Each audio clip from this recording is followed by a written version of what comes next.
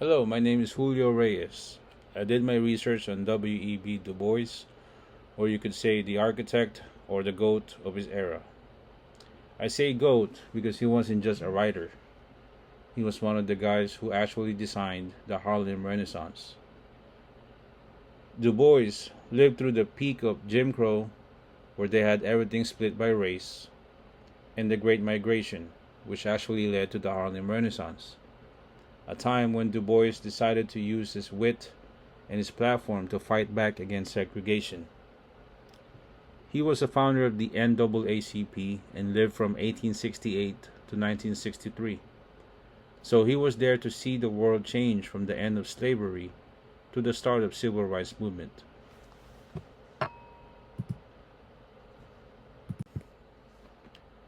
Now let's talk about the Crisis magazine. Du Bois was the founding editor of the Crisis magazine, which was like their social media back in the 1920s.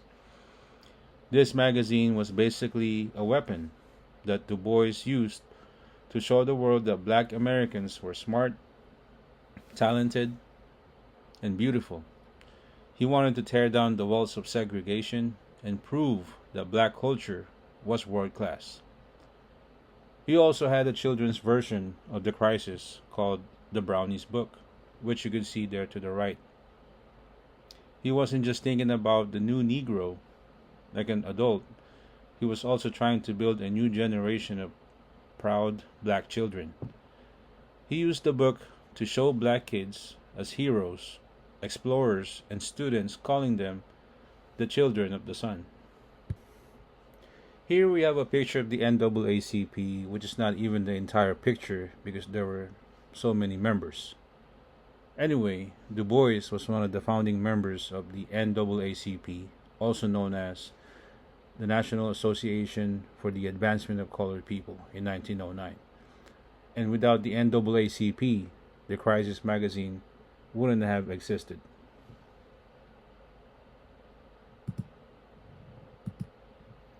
You can say that the NAACP was the power behind Du Bois, and the Crisis magazine was their megaphone.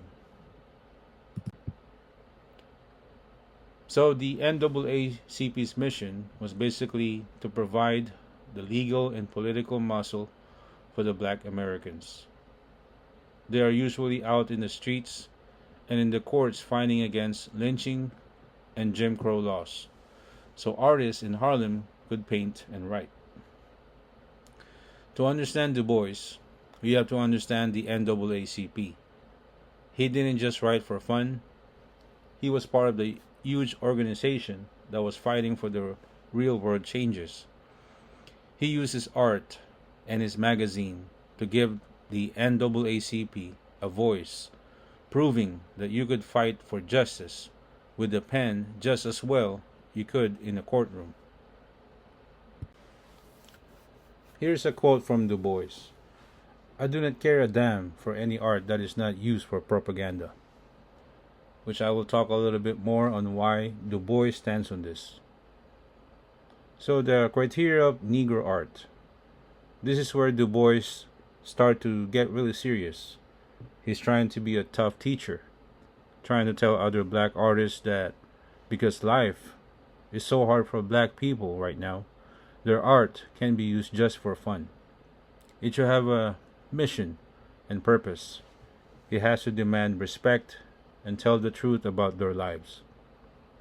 While some people just wanted to paint for fun, Du Bois wanted them to use their paint brushes to win their rights.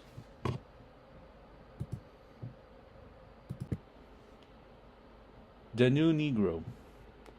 So, in our lectures, we talked about the new Negro, which is someone who was proud and ready to stand up for themselves.